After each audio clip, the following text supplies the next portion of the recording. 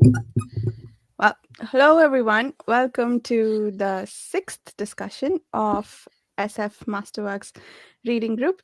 Today we are discussing the fifth book in the series, The Stars, My Destination by Alfred Bester.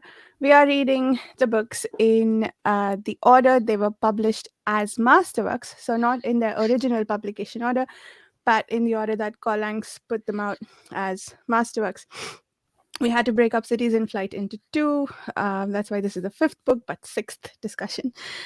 We are reading these one every month, and all the planning for it happens on the Page Chewing Forum. So if you'd like to join this reading group, either here for the discussions or just on the forum for conversational discussions, do consider checking out the Page Chewing Forum. The book's coming up for the next 3 months, so you can plan and purchase a copy if you need, and if that's if any of these are interesting for you. Coming up first is Babel 17 by Samuel R. Delaney. Next is A Lot of Light by Roger Zelazny. And then the book after that is The Fifth Head of Cerberus. All of these are fairly short, so we don't anticipate needing to break them up. So that's Q1 sorted for you for this reading group. With me, I have the usual group of friends with whom we've done half a year's worth of discussion and plan to do 15 years more of. Susanna, would you like to start us off with introductions? Hello, my name is Susanna Imaginário. I'm a writer and sometimes YouTuber at Ten of the Weird. Livia. Hello, everyone. I'm an author as well. I write interactive fiction and I host a podcast known as Books Undone. Jared. I am Jared. I run the Fantasy Thinker YouTube channel, and I also haunt the Page Chewing forums. My name is Chris Moen, sometimes YouTuber, sometimes appear on other people's channels having fun discussions like this, and not an author of any shape or form, but commenter on books such as these. Nice. So did anyone else go start reading The Count of Monte Cristo immediately after they finished the book? Oh. No, I did not. I wanted to. I mean, I thought about it. It's been on my list for a while. But, Have you all read it? Has anybody read it? No? Okay. Several years ago. Years ago in Portuguese. I want to read it in English, even though it's not the original. But yeah, I think I need to read it again. I saw in the introduction that this is one of the influences or inspirations for the book. And I wanted to see how Dumas did in 1,200 pages what Bester did in 250. And also, like, I really enjoyed the story. It was moving fast, like you mentioned, Jared. It moved really fast. And I saw from the introduction of Monte Cristo that the main story follows all the same beats.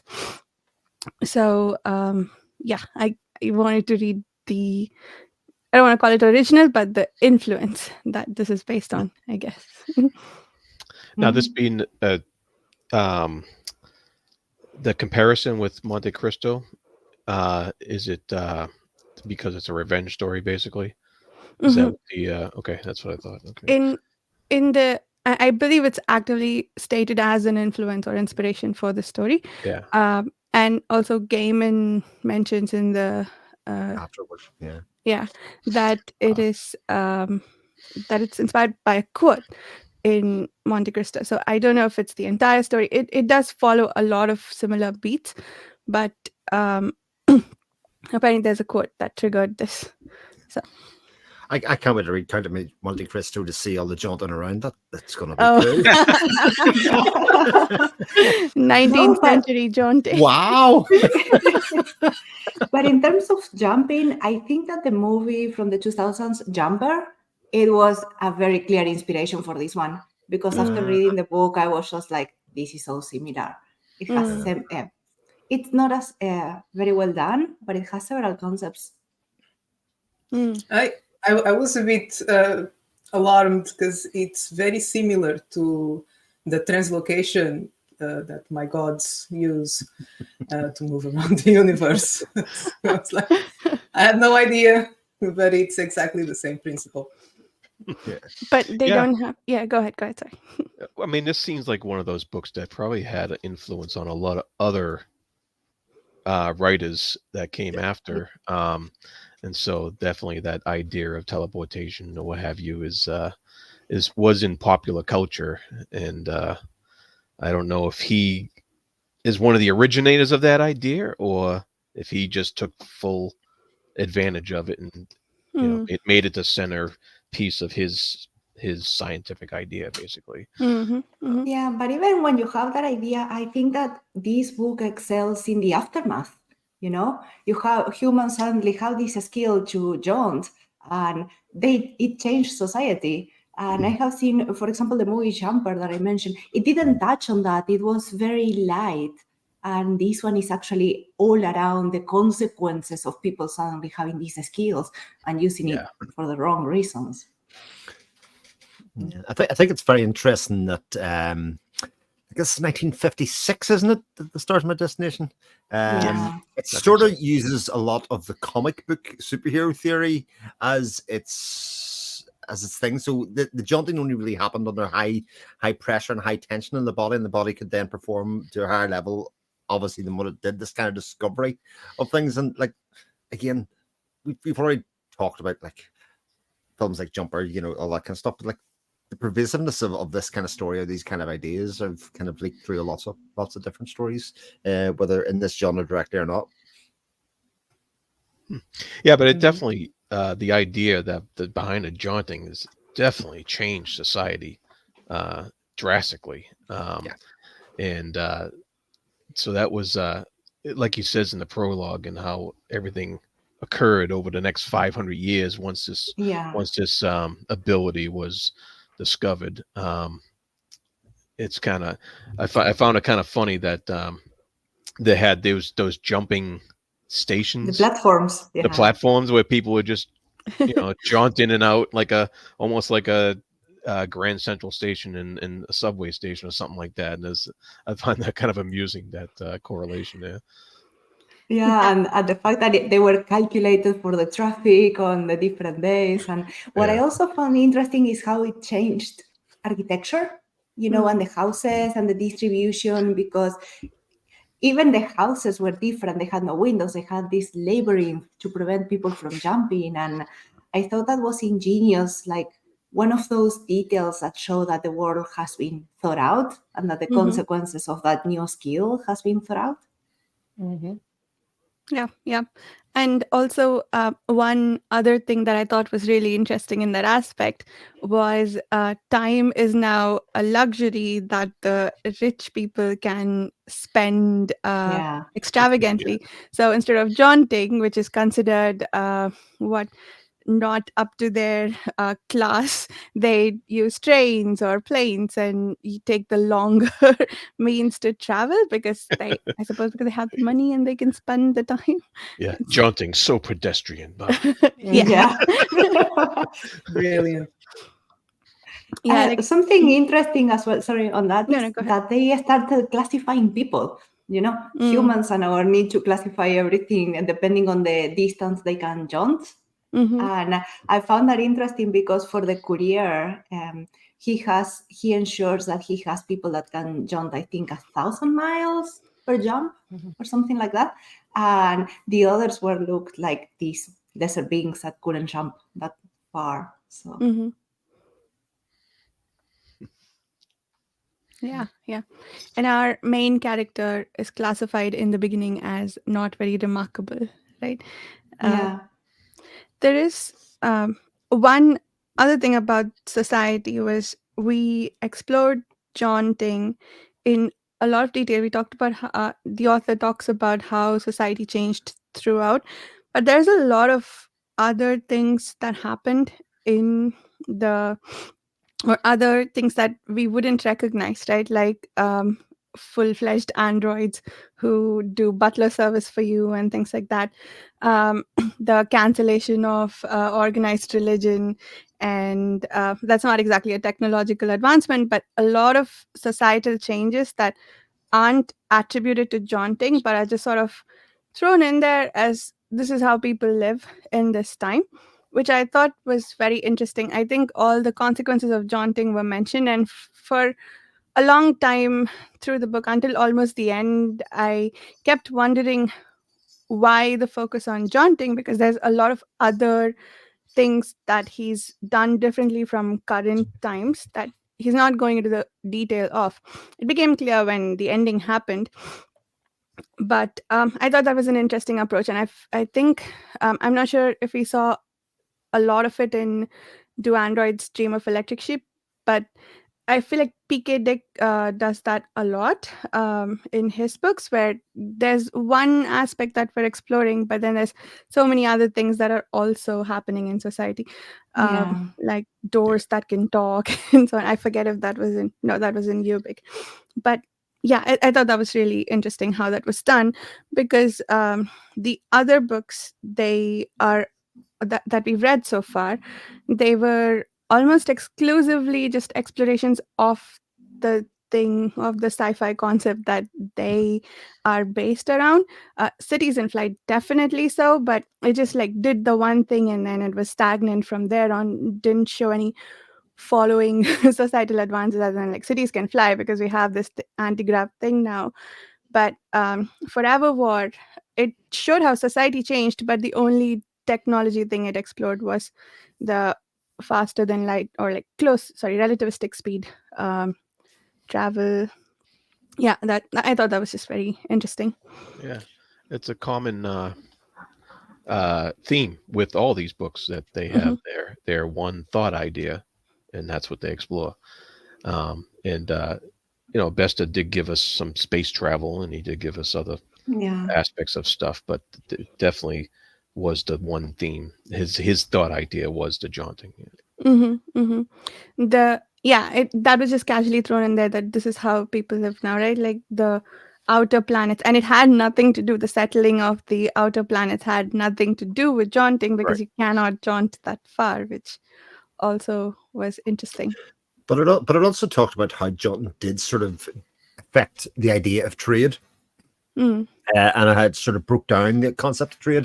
And I suppose if you think about it, if like we spend an awful lot of resource on Earth at the moment, like a lot of our resources are spent in energy, and if Hmm. you have an energy free way of traveling about through like short, medium, long term distances, like if that economy is then taken out immediately, like Hmm. that have a very jarring effect on world economies and all of that kind of stuff very, very quickly. And even when it went Mm. to the point of exploring how it affected incarceration, because that's kind of did that kind of thing of like, oh god, I hadn't thought about that. Yeah. Well, like, how are they going to keep people locked up if you just kind of put them in Yeah. a cell and then next minute they're outside the cell?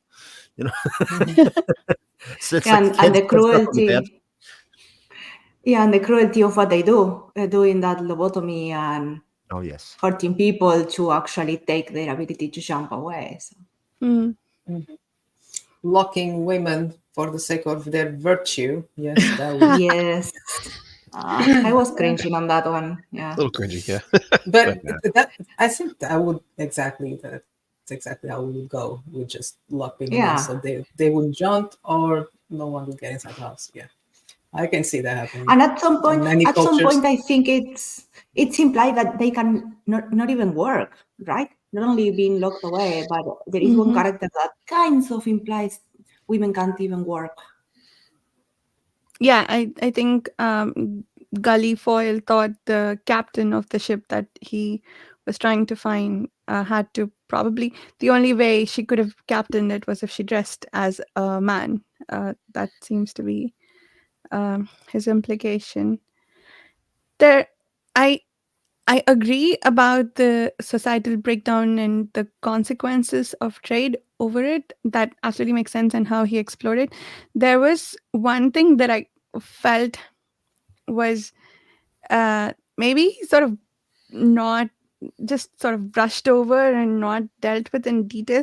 He did say that you need to be able to you need to know a place very intimately to be able to jaunt to it or from it.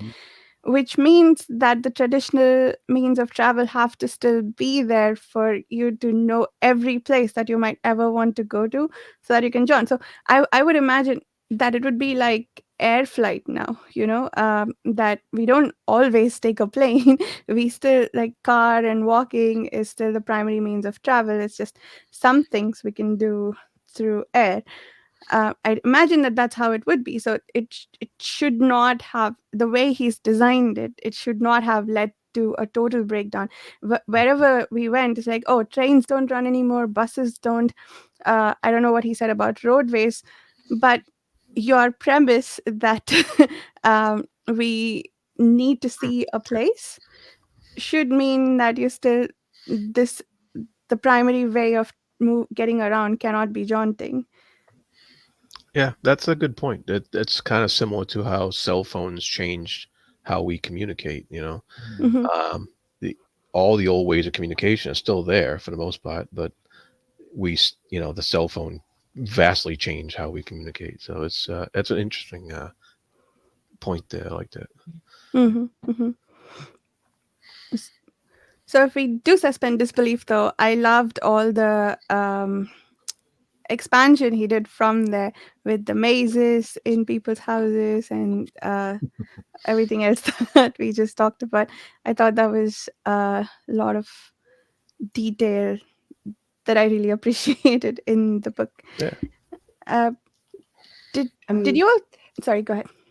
Yeah, sorry. Another detail that I wanted to bring in about that is maybe related to current times, but he says in the book that new diseases came up, the diseases that were no longer happening started, and all of that was because people were moving around so Mhm. much, and that there were no contention and things like that. And I thought that was quite a human behavior, like he went up to so many details to think that society.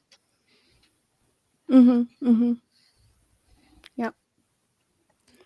Did this also felt to me slightly different from the other books that we have read, in that it seemed to be this world seemed to be just a setting for a different story. It wasn't just uh exploring, like, I guess it builds on top of what I said earlier. It's not just exploring that theme, it's a backdrop for a revenge story, which I thought was really, again, interesting and different from the Masterwork stuff. It did explore ideas a lot, but the main story isn't the idea exploration. It's this mad dude who wants revenge for, like. So he was something else. Yeah. I mean, So.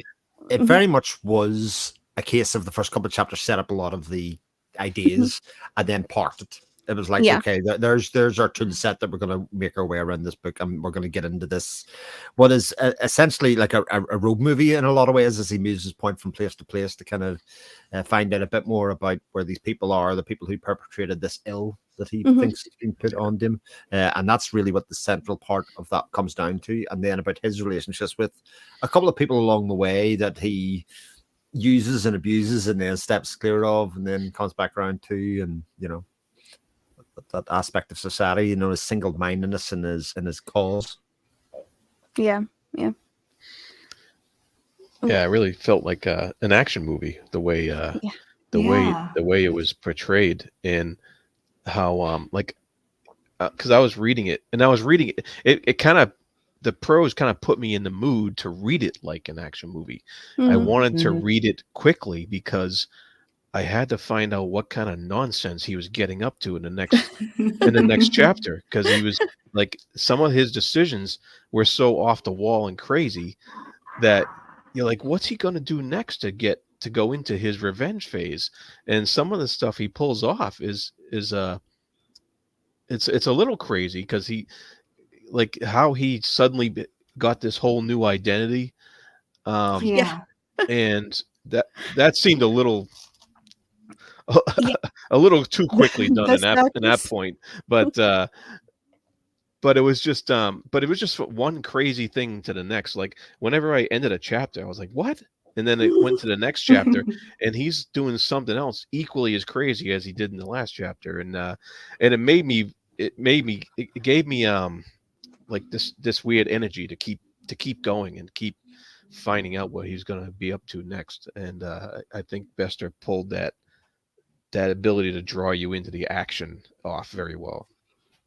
Yeah, it was quite easy to read as well. Like it will just flow the story, and sometimes it was borderline absurd. Like at the start, main character just wants to destroy the ship, as if until somebody tells him like, no, you actually have to go after the people, and he didn't realize. Yeah. Like he So I'll just blow up the that ship. was just like nothing. Yeah. Oh yeah, he had a brute mentality. There was no doubt about that. Yeah. Exactly. Everything he tries is always brute force first.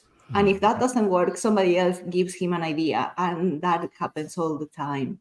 Yeah, and he grasped onto that idea full force. He doesn't let go of it. Like when she gave him the idea that he needs to think about, going after the person responsible, he then went bullheaded full force into that idea. And so he was consistent in that way. Mm. It wasn't even a personal slight, was it? They just decided not to help the ship. I don't even think they knew who was in it. uh, I I think the book that it is based on, Monte Cristo, it is a personal slight that he goes after people for revenge. So this was, I suppose, an interesting take on.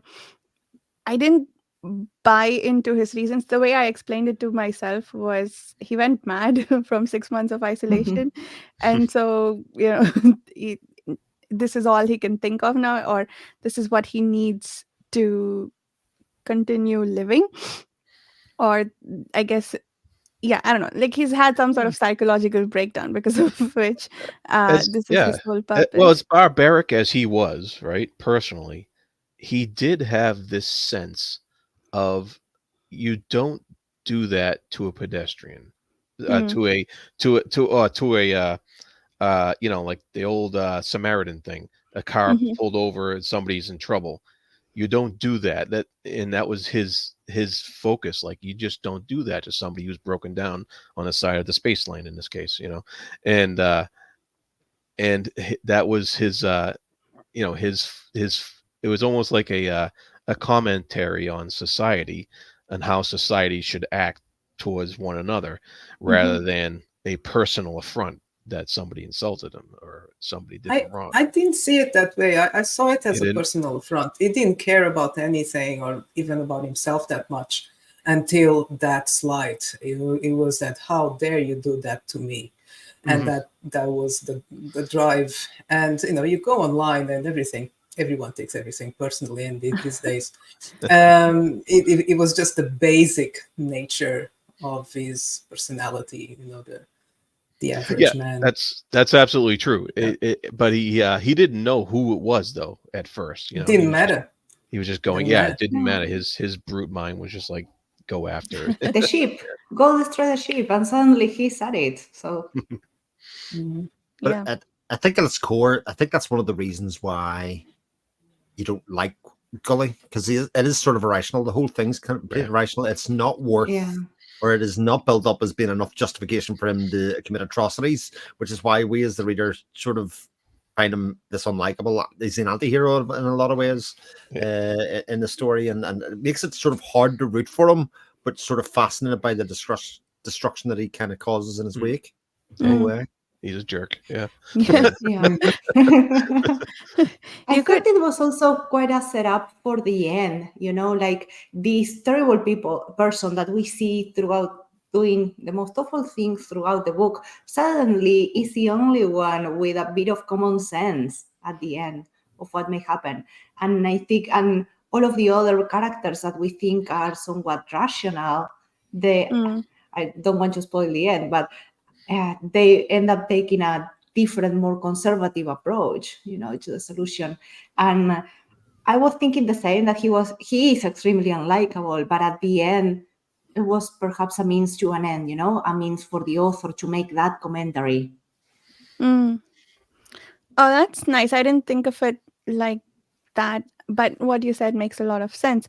I had a gripe with the ending actually because I felt like he went from being this single-minded person to, well, first I don't know why he turned himself in, what changed his mind, and also he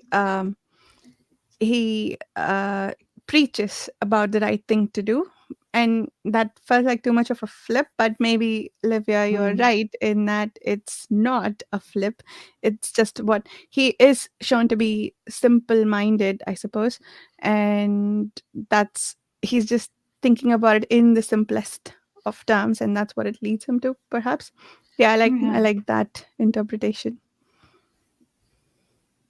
It's a non-religious society, isn't it? Isn't that one of Mm. the things that the book makes towards the end? Insofar as his rage was literally written all over his face every time that he went into something that was literally came out in his face, and it was only when he came down to contrition and forgiveness and being taken account of his actions that he was able to control the physical appearance of his rage as much as his underlying thing, and that's when he became this kind of almost morose, almost likable character at the end, as he kind of wanted to atone for the things that he had done.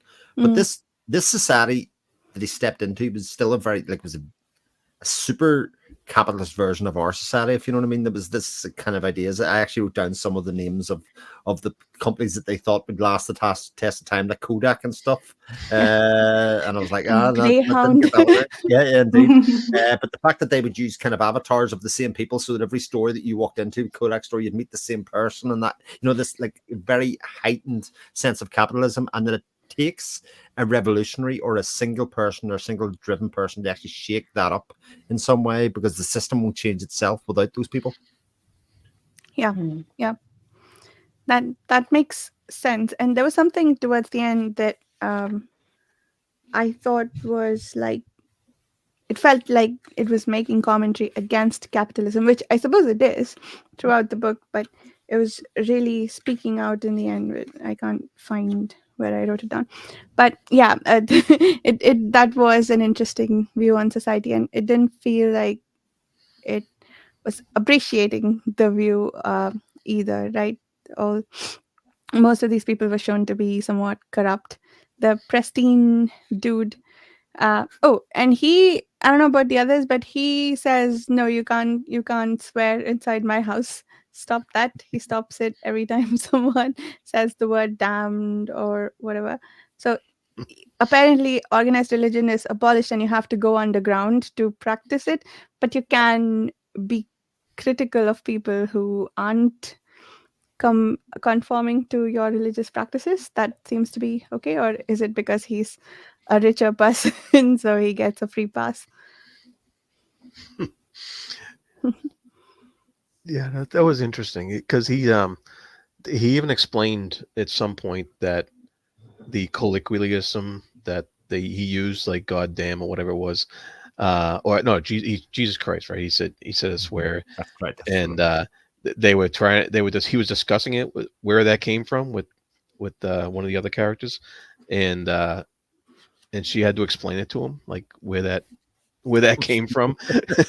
And I found that interesting. And then but he also, um when he sees his burning self, he also equates that with the older ideas of religion, Mm, um Yeah. until the end we actually find out it was him. But yeah. I thought that was very interesting as well. Oh yeah, he does keep saying, I'm going to hell, I'm going Mhm. to hell, right? Yeah, yeah, Oh, yeah. I didn't realize Yeah. the incongruity of that in the non-religious society. Yeah, Yeah, that's cool. yeah. And he and of course whenever he was um captured and being interrogated, and I just love how he just kept repeating, "Go to hell, go to hell, go to hell," every time they asked Yeah. him a question. I thought that was hilarious. But Oh yeah. I didn't think it was a plot hole, but more of what Jarrell said, like that idea of these concepts are so detached from the original and now coming back as we just use them. And if you Mhm. think of it, there are many phrases that we still use in the day-to-day life, that are like that have that meaning, and nowadays we just use it without knowing where they come from. Mm-hmm. Yeah, that Yeah, happens a lot. Yeah. that makes sense. Yeah. And as far as the capitalism thing, and I think he's telling us that capitalism is the status quo Mm. in this book, and that and this guy Gully Foyle is the character that he's the foil to bring the change to the status quo. You know, he's Mm. the chaos introduced into that capitalistic Yeah. you know, against that. And Sorry, go ahead. no, go ahead. Regarding that capitalism, something that I found quite interesting is the fact that at the end, the climax of a book is when they decide to give, quote unquote, the power back to people by giving them those bombs, the fire bombs that are, and scattering them. Foyle does that without actually telling the others, but they react in a way such as like, how are you going to give people this power, right? And if you think of capitalism, it could be anything else. It could be money or property or whatever. But it's the same idea of distributing something to a group of people and making it even. Yeah, scary too. Yeah. The whole idea of the bombs is quite interesting. The fact that anybody with a good idea or literally will can actually make them implode, and they are presented as being so destructive. Everything in this book goes around the will of people, the individual or the society, to John and everything. I think the main theme of it is actually what we can achieve as humans if we put our minds to it. Mm. Yep. Yeah, I didn't think of it like that, but that's really cool. That's a really cool way of thinking Yeah. about it. But it also brings up the questions of how much power do you give to people, right? Yeah. Yeah. I mean, we don't want just anybody having the switch to nuclear weapons, right? And you wouldn't want anybody having a switch to this bomb type technology either. So he leaves it up in the air at the end, you know, as far as what's going to happen with that. But it is a question raised. Yeah, and that makes a lot of, like, you can see the argument for it, that the power shouldn't be in the hands of Right. a few shown to be somewhat disturbed people. uh, but also, if Gully Foyle had it when he was at his peak seeking vengeance phase, and he knew where Vorga was, then you know what's going to happen, and he's probably not going to stop with using a milligram or whatever it would take. But also, apparently, if you blow one up, you blow them all up. It didn't seem like you could direct will at a specific chunk of it. You do at everything that exists on the planet, which, yeah, is interesting. But that's basically what you're giving people the power to, destroying the planet. It's How nuclear do you weapons, ever like stop really. anyone? Yeah. It's the argument against nuclear weapons from having certain countries have it, not certain countries do have it. You know, it's exactly the same argument and stuff. And really, the idea that you shouldn't allow other people to have it is because you want to hold the power. It's nothing to do with the technology or anything else. It's a threat, really, to say that I hold the power and I should be able to have control of society because of this, like these 20 pounds of power or whatever they want to call it. Yeah. And I suppose it's vastly different. Even giving governments power over something like this is kind of bad, but there is enough safeguard there. I suppose it's a whole body of people. It's not one person. But here it's a very rich dude who wants control of the ability to destroy even the solar system, it seems like, based on how it was described. Yeah.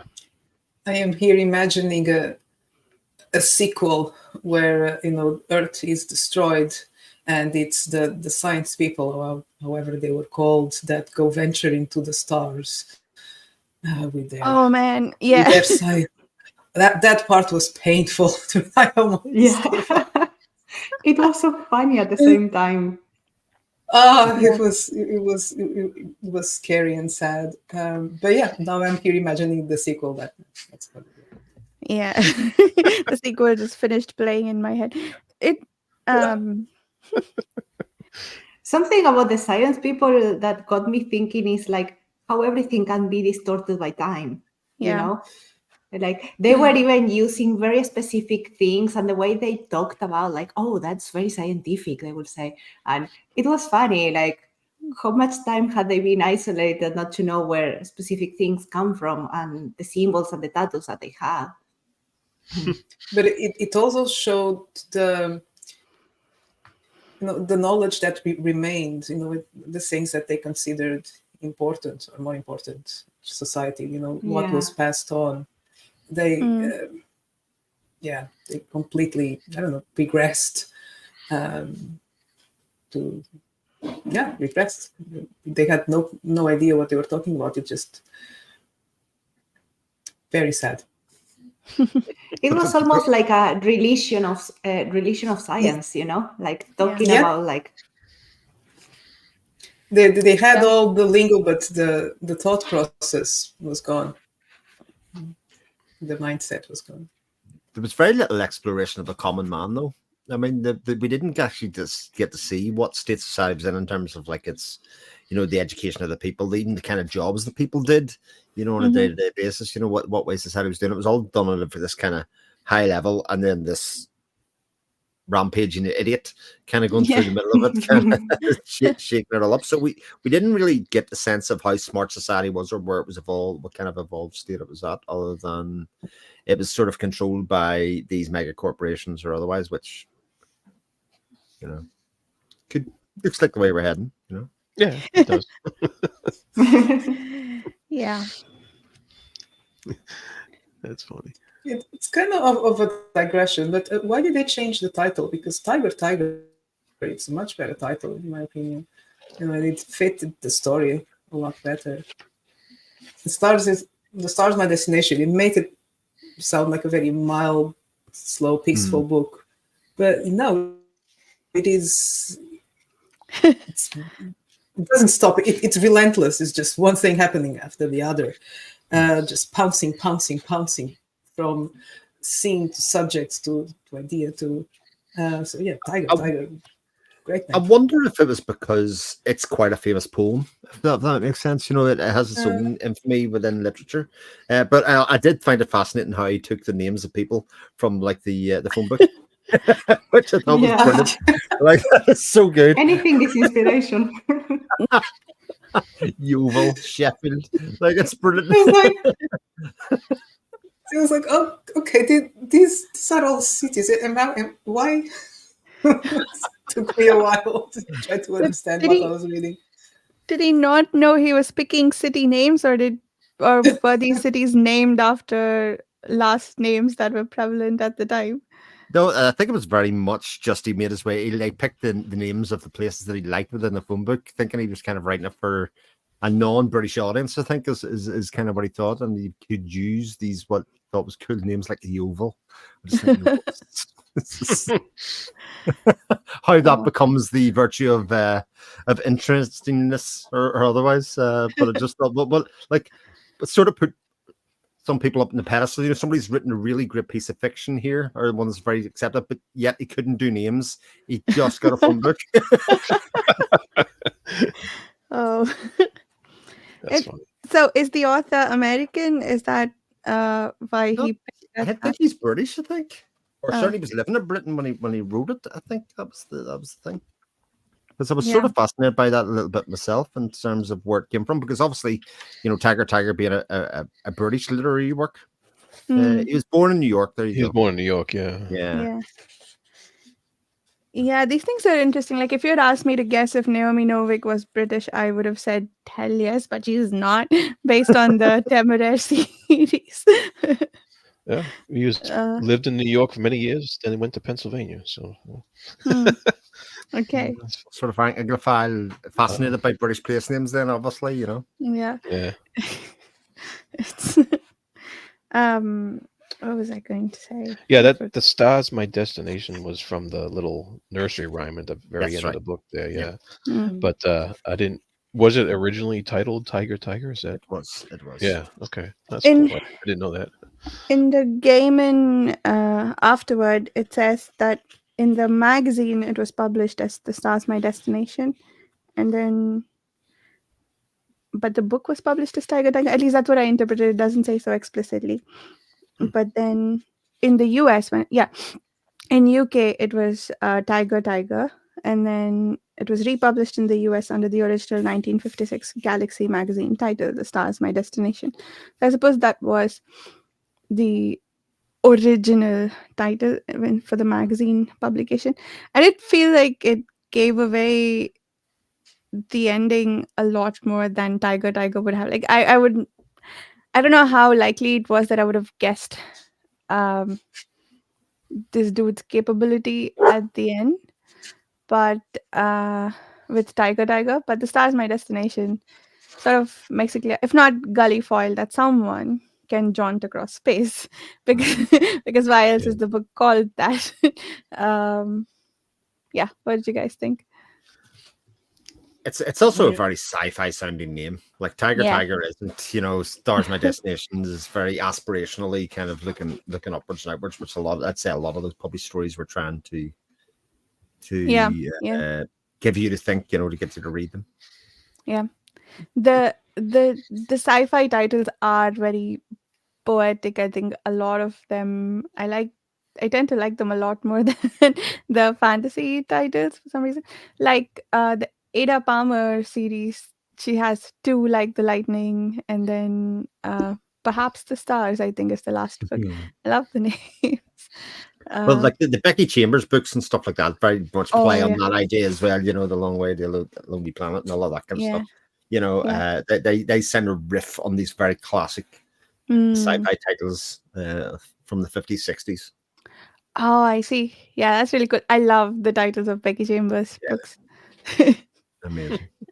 um Perfectly done. A question I have, probably best for Jared, because this book, more so than any of the other books that we've read so far, remind me much more of the pulpy sci-fi kind of like lower rent kind of sci-fi that was about that time. It was definitely had more of a feel of that, and I know you've read some of those, much more than I have. What I would call the Hardy Boys style versions of sci-fi, in some ways. This might be not popular. I didn't think this was particularly well written, and I know from like hearing like Moy the Media Death Cult's review, he thought it was. I found a lot of the action very like compared to modern like style. I think that's probably because we see an awful lot more of this kind of stuff in movies where this wouldn't have happened. Obviously, in movies at the time, I found a lot of the action a bit kind of ham-fisted for a lot of it, or it was very kind of small in scale. Whereas if it was written today, it would have been written very differently. I mean, I think the action scenes in here relate very much to the pulp Yeah, the pulp magazines of the not Weird Tales, but the other ones that were coming out in the 30s and yeah. 40s probably. And he probably had a big influence from those. This style is very much in tune with those type of magazines. But I didn't find it any lacking as far as the action scenes. I mean, it's dated, but but I I don't know. I kind of enjoyed it. I'm not really big into some of the more. I mean, I haven't read a lot of action novels, modern ones, but I don't prefer over description in action scenes, like when there's been a lot of over description of gun battles and sword fights that have just gone on and on and on. And I just feel like that could be. I always feel like it could be a bit more economical in some of the Yeah. more modern writing that when it comes to action scenes. But that's a generalization. I mean, I didn't have a problem with it. I really I kind of dug it because I kind of liked his need to make you turn the page and find out what Keep going. happened Yeah. next. Yeah. So Yeah. Interesting. I think it's also more of an element of these sci-fi masterworks. They were more focused on the theme and the things that they were exploring, and the rest of it's just a context, you know. And you may have long expositions or scenes related to the theme of a book, and the rest is just very small. Sorry, that's my cat. He wants to be on YouTube. welcome. Got a point to make. uh, yeah. Sorry. But unlike like Cities in Flight, though, was painful. The stuff Yes. around the stuff around the themes, and this wasn't painful at all. This was No, it enjoyable. wasn't. No. And Do Android Dreams, I thought that the fight scenes on that one were not that good. They were generally just point the gun, shoot, that's it. Yeah, I agree Yeah. with that. That the fight scenes were kind of just quick and almost like a side thought. Mm. Yeah. Did anybody feel any peril at any stage in the book? Because it just kind of just there was an absence of it in this book, if you know what I mean. Whereas at least I think in the androids there was a kind of couple of moments where he was in the other police station. You kind of thought, oh, there's threat here. But in this case, I don't think Gully ever felt like he was under threat. Even the kind of mock deaths that he has a couple of times where they kind of allude to the fact that, oh, he's dead now. Oh no, he's Yeah. not. A couple of times. I don't think he ever really felt, or maybe he didn't care so much if he did come to a bad end. Maybe that was part of it.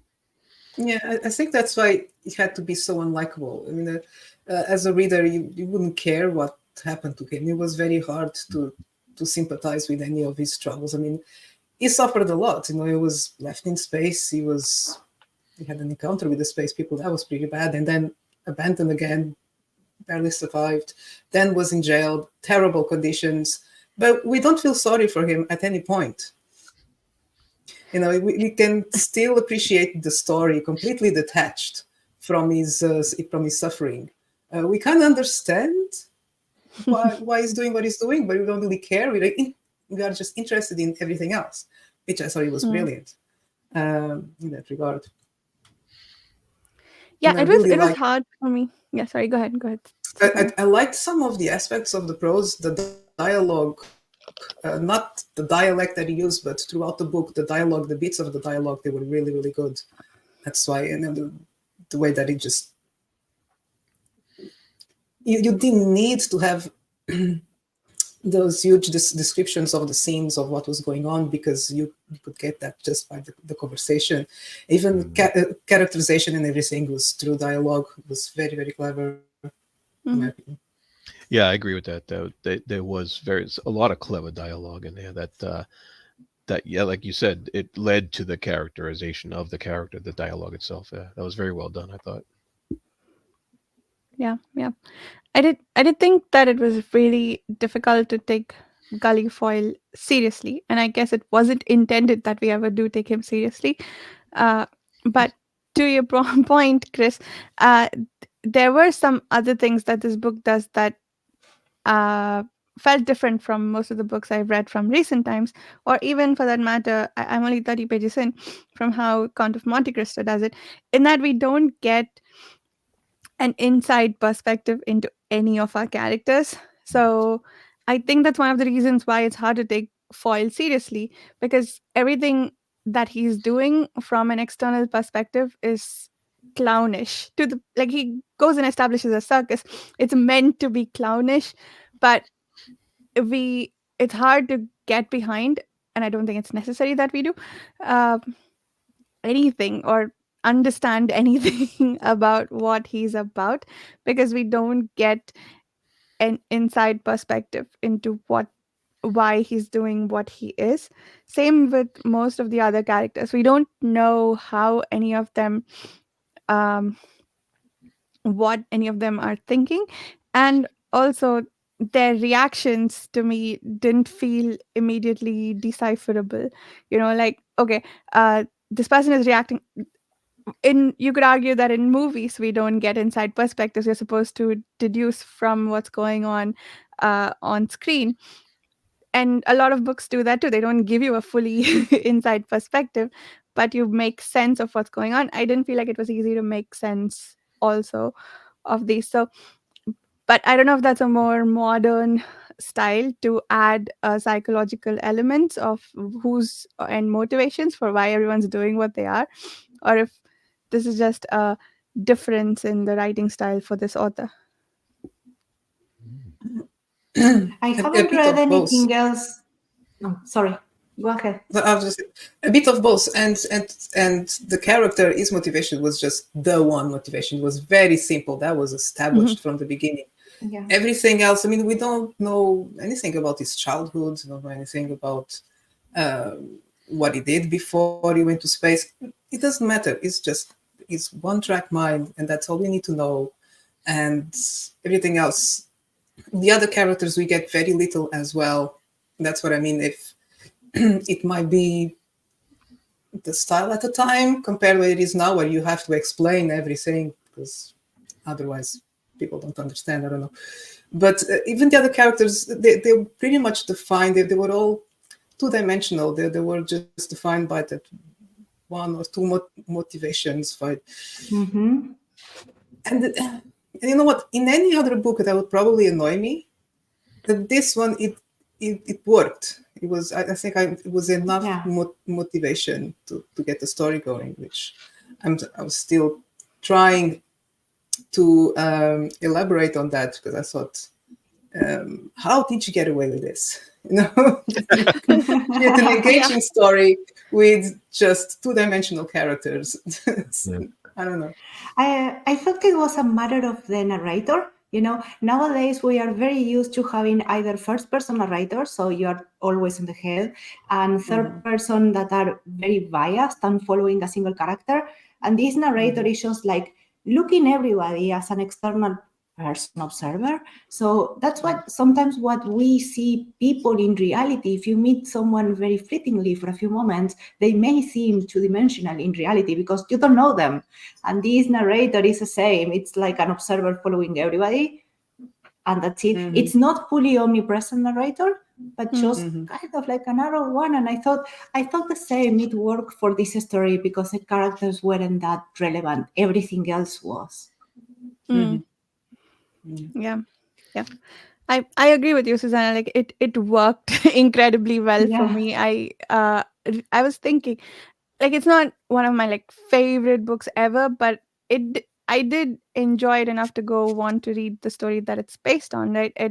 And I feel like it has done, and I felt like the book was clever in a lot of ways. It did a lot of very clever things with the plot. So yeah, there's a lot missing, but I think there's a lot that works enough to make up for what I would look for in a book that I enjoy very much. It'd be interesting to see Count of Monte Cristo, given that it's what 5 times the length of this in a lot of ways, right? That it maybe does fill out the bits that it doesn't issue in this. Like even our romance here, like if I was reading 1,200 pages of Count of Monte Cristo, and that was the level of romance that you were getting out of it, I'd be very, very annoyed with the book. Yeah. Whereas I sort of like how it eschews that romance, sort of to give it some gravitas, as in the person that you're chasing is this person that you supposedly love, although is fully capable of love, any of that kind of stuff. Like that all felt a bit weird, but I'm glad it kind of threw all that out the window and went, like, the book's not about that.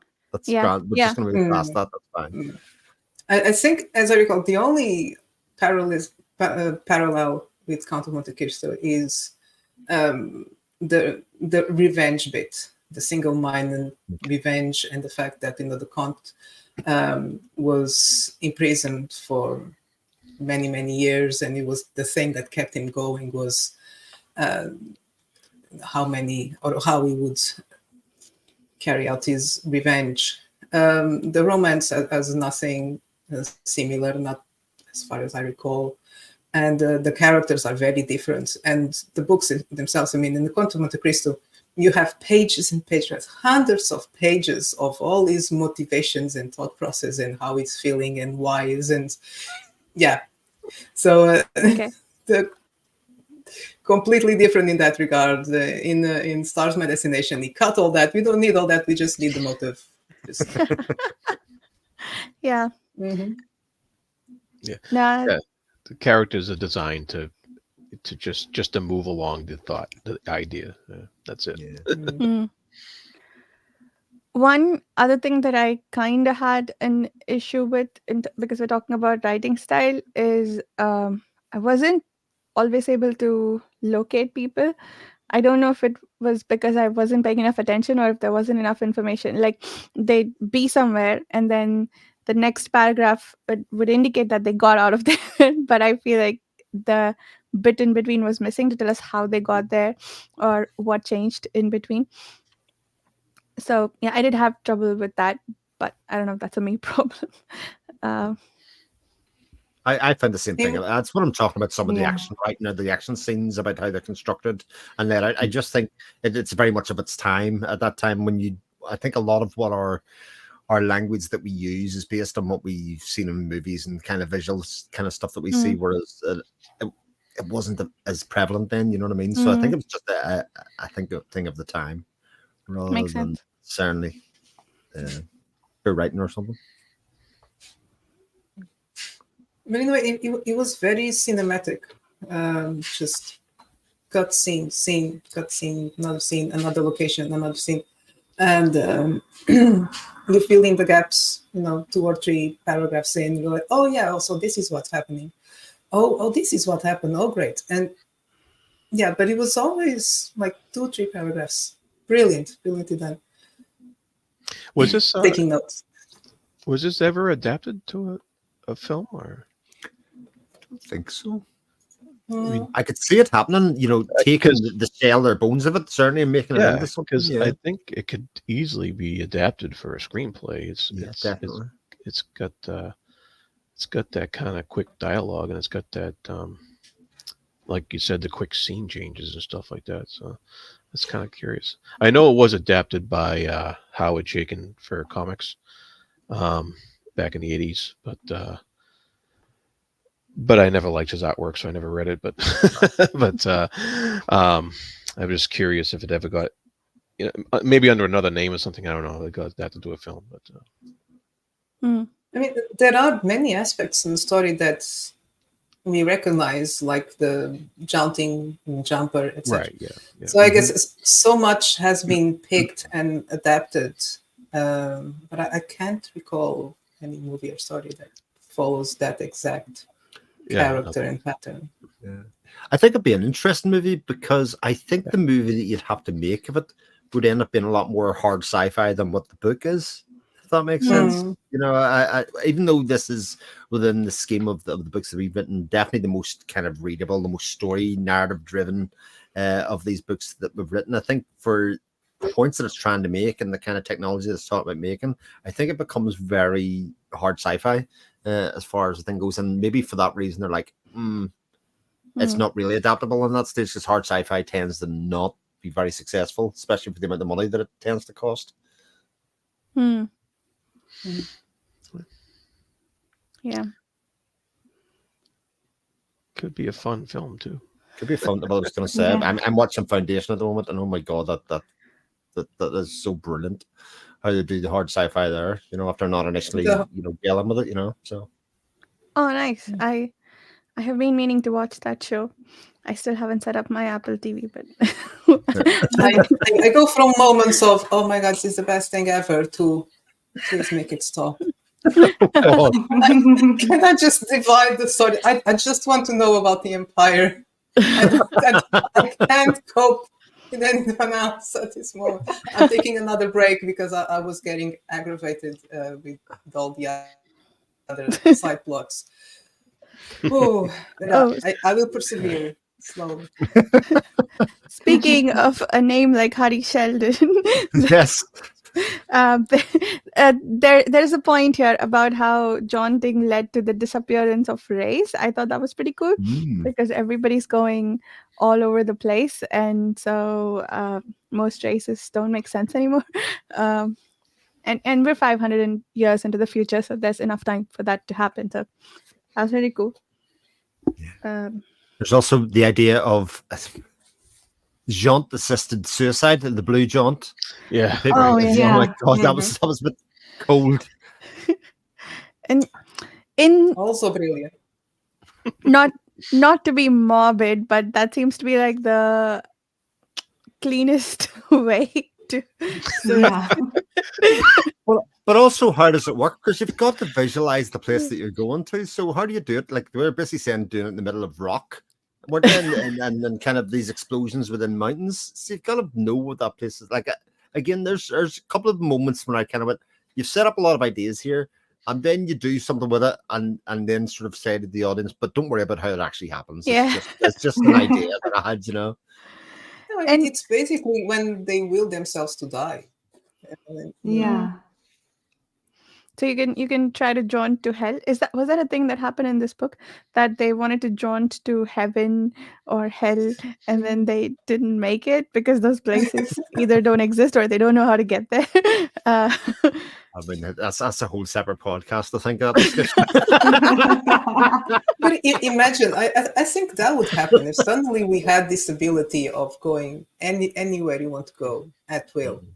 Yeah. People would end up in Yeah, very I strange think places. the population will be Yeah. decimated. Yeah. mm. I think so too.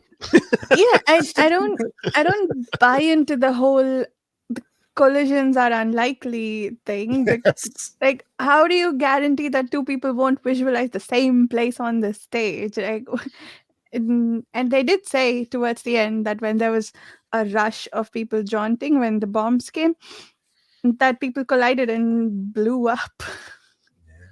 Like, first of all, I like that. That's how a jaunt fails. You explode. Arrive at the same place, same time.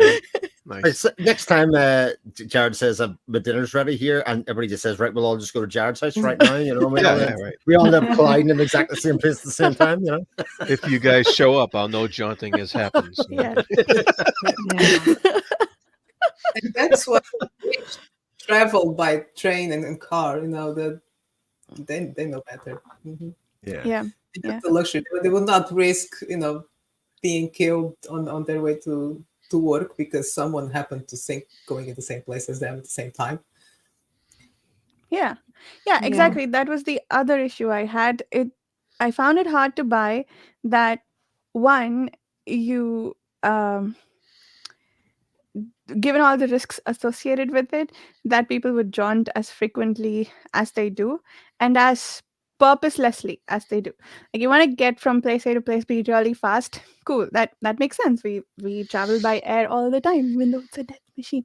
But the uh but with jaunting, getting, like, the dude who was, maybe it's because it was his job, like the dude who was supposed to make you jaunt double your distance, and he was jaunting from outside to inside and then from his door to his desk, probably showing off his jaunting abilities, but using it so purposelessly seems like you're just inviting trouble, and I think it's less likely that so many people would do it so widely.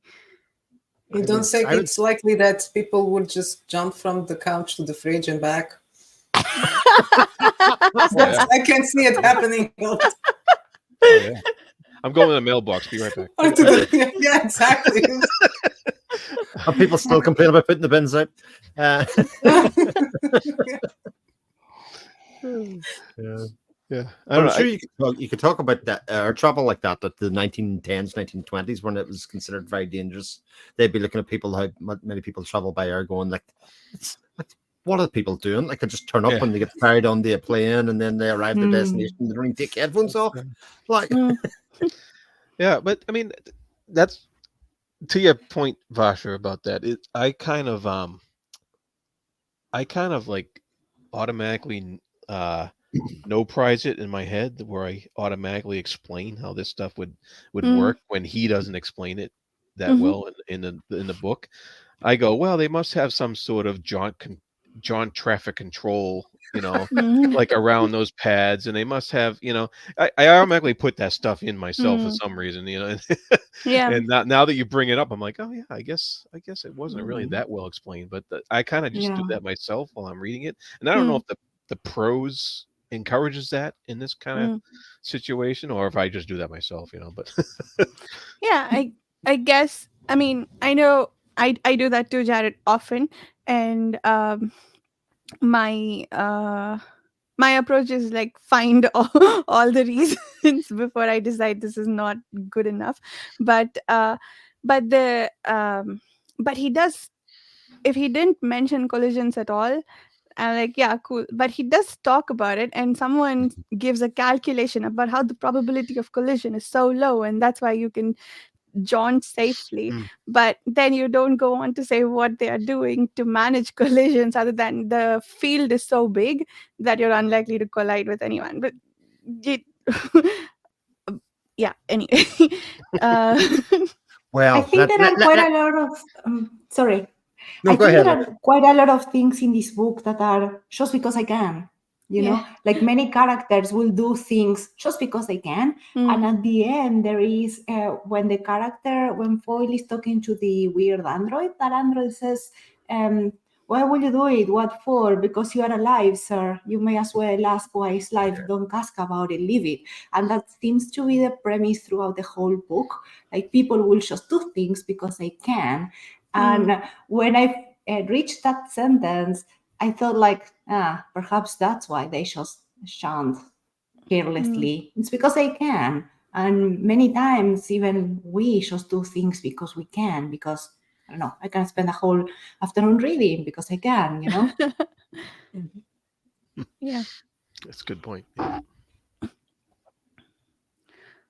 What did everyone think of the Burning Man and his? Did you see time travel coming? That was really cool. I thought the Burning Man throughout the book was really cool. As Yep. I I don't like know. how Yeah. it was tied into the fact that he was like one of the first people to jaunt across space, and that tied into his that little time travel episode. I don't know if it was an ability per se. I don't think he did it on purpose or anything with it. It was but it happened to him. So Yeah. it was pretty cool. I liked how all that worked out. I got a bit concerned when I realized it was time travel. I was like, oh, how are you gonna explain this now? But I kept reading, and yeah, well done. Yeah. I liked how it was explained. Of course, if you start thinking about it too deep, it just falls apart. Yeah, But don't I think too liked much. how it was explained, and then how it tied into the end. I really enjoyed the ending. I think Yeah. it's really good. The Yeah. ending is quite amazing because, as we said, there are a lot of things that are quite sloppy throughout the book. Like he sets everything up, and then there are these little plot holes there. But the ending sequence is perfect. Like he went back and tied up everything, and I was reading, and I finished reading it, and then I said, like, no, I need to check. Went back to read it and flipped the pages to see the scenes, and they matched. And it was like he put up on that sequence everything he put in on the he didn't put up in the other part of the book. And I really liked how when the Burning Man appears and we have the point of view of Foyle, he just hears the weird noises. And then it's a Burning Man who hears the weird noises, and we have all the printing going wild in the pages. I Yeah. thought that was very well done because it's not only using the words as a medium, but how you present the words as a way to tell what the Burning Man, or show in this case what the Burning Man was experiencing with the synesthesia and everything. Yeah. That very good. I really like that. Yeah. Like you said, Susanna, when the time travel started, I was really worried we'd meet a time loop, and it didn't happen for a long time until he met what was the name? Robin in the end, in the future. And she tells him, an expert told me to tell you. And so it doesn't seem like he was the one to tell her, though. Or maybe that conversation happened off page. But yeah, that was a loop. But it feels intentional, so I'll give him that. I don't like when they accidentally create loops with time travel.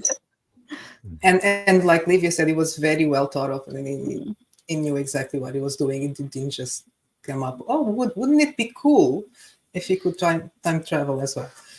Yeah. It was a very well thought book. Wow. Where does this rank among the books we've read so far? Hmm. Number 3, I think. Let's start from Number 4 Yeah. for me. Number 4. 4. Yeah. You don't need to ask what 5 is. It's fine. I feel like 5 is the same for all Might of be that might be universal. Yeah. it ranks higher than Do Androids Dream with the Electric Sheep. I was very disappointed with that one. Oh, So- interesting. I think my order is I'd probably put Forever War and Androids together. This one and I Am Legend together. I don't think I can choose between the two. Yeah. And then Cities in Flight will probably stay bottom of the pile until I find a book worse than it. That's going to be, you're going to have to rename, rather than the SF Masterworks read along series, it's going to be the quest to find a book worse than Cities in Flight. Oh my. I like that. Gives us purpose and motivation. Inspired Yes. by Gully Foy. Inspired by Gully Foyle. It's quite funny because I get bought a few of the books for Christmas, but my wife would try to pick up a few things, and then I'm looking at the list going, oh, that book, thanks for that. That's on 2031. We're going to get to that book on. That's for that's for the present, you know. For 2031. Yeah. Oh boy. Oh, that's so cool. Planning ahead. Yeah. So we got to read at least until 2031 because you have the book now. At Yeah, there you go. All right. I guess we already talked about the pyre or pyre thing. Yeah, again, like that was one of the things which I guess I had this issue with Cities in Flight, that you just throw something world or universe destroying in there casually like that's fine, you know. we just made something that if you think at it can destroy the world and maybe the universe if you have enough, or the well, maybe not the universe, he didn't go that far, but the solar system if you have enough of it. But do you think I found that was inserted like unnecessarily at that point? And then I start thinking about it. Do you think it's an analogy to jumping itself? Because you have this power that it's exerted at will. And I thought it was more for sorry, I'm very distracted. Can't articulate anything today. I thought it was more to kind of reinforce the point of how jumping could destroy humanity, because it's the same principle. It's activated by will. And we've been talking about of all the ways that it could go wrong. Imagine if everyone could suddenly jump how far they wanted to go and jump into space, into the moon. It's a similar destructive power that shouldn't.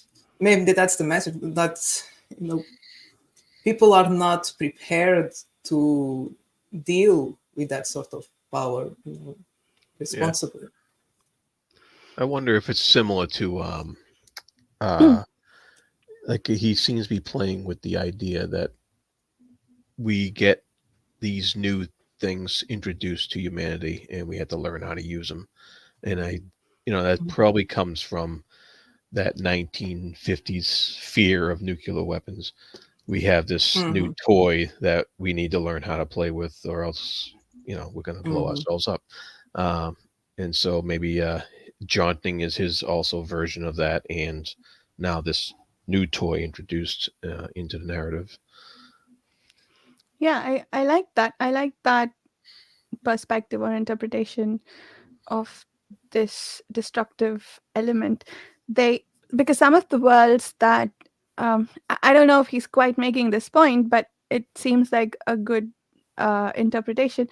Some of the worlds that Gully ends up on when he's trying to find his way in the space-time curvature, there is some of the planets that he ends up on have life that's just beginning, right? And if humans end up there, they could destroy the potential life that's forming, or they can learn to live with it if they choose to go there even. So yeah, what you said, Susanna, makes a lot of sense, that like you go out that far, everything you do, you need to do responsibly. Yeah. But it's also like a MacGuffin of sorts, because they keep on alluding to it and they think, well, what is it? What is it? And at a certain point, even the author's like, it doesn't matter. Yeah. It doesn't matter what it is. It's just a thing. It's a dangerous thing. Just kind of don't Yeah. worry about it. It's your, your vibranium, your unobtainium, whatever it is.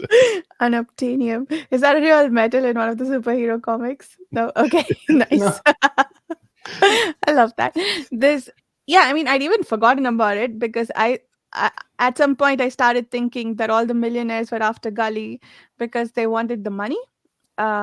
Which, yeah, once he spent it all on his circus, there's no point looking for him anymore. But yeah, it wasn't that they needed the pyre. Oh well. Any other topics that we should cover? I think we're good. Cool. Book 5 in the vaults. Yes. 5 done. About 70 to go, I think. But Nice. no, there's a lot more. There's 170. But yeah, this was a good one. We had 2 good books after the debacle that was Cities in Flight. I want to see when I went and finished it. I did. I would. I don't know. I don't DNF unless something really problematic happens in a book. But I finished it. It wasn't worth it. You all were right to warn me. The last page is pretty good. I definitely have to give it some credit. The last page isn't bad. The last page, yeah, it's not bad. The last Because page it's the last one. Good ideas yeah, there. and also, he blows up. He blows up. It's great.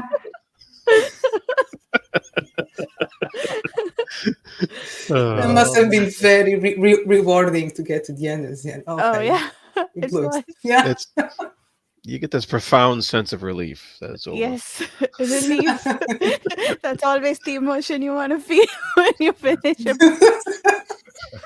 But also another book that made you want to read Count of Monte Cristo when you got to the end of it. Something else, Yeah. Oh boy. Oh, I suppose this one made me want to pick up a 1,200-page tome. I'm 30 pages into it, and already I feel like the writing style is different and a lot better. So I guess it's mostly the lack of information isn't from this book, as should be clear by the fact that it's 1,200 pages long. So next up, like I mentioned in the beginning, is Babel 17 by Samuel R. Delaney, which we are reading. Amazing. Which I already read it. It's amazing. You read it already? awesome. Oh, I'm Oh, looking good. forward to that. I am actually looking forward to all 3 of the next books because I've been wanting to read Gene Wolfe for a while. Fifth Head of Cerberus seems like a good intro to that. A lot of light. Ever since I heard about the premise, I'm really curious to see how he deals with that. And Babel 17, I don't know much about, but Livia says it's good, and so It's extremely original. Yeah, it's extremely original. Like the whole thing about how they travel in space is not your Navy-oriented thing. It's very unique. Nice. Cool. Yeah, I am curious. eager for that. So once again, if you'd like to join us on these discussions, please consider checking out the Patreon forum, and we'll let everyone tell us where we can find them and their books. Chris, would you like to start us off this time? Yeah, my name's Chris Moore. You can find me on my YouTube channel where I mainly talk about movies at the moment. Although I should have a top 5-ish books of the year thing coming in the next couple of days. But other than that, I'm in the Patreon forums. My next Jared at the Fantasy Thinker YouTube. I did my top 5 a day ago, so Good. um, Nice. and you can find me in the page chewing forums as well. And Livia, Yeah, I'm Livia. Thank you. And I host a Books and Down podcast. You can find it on YouTube and almost every other platform. I'm on Twitter, Threads, and Instagram as Livia J. Elliot, and also on the page chewing forums. And my stories are available in Android for now and having news coming soon. Nice. I usually on page chewing forums and X, and you can find my books pretty much everywhere. They are now on sale on Amazon for the next couple of days. The ebooks only 99 cents each. So Nice. go grab them. Nice.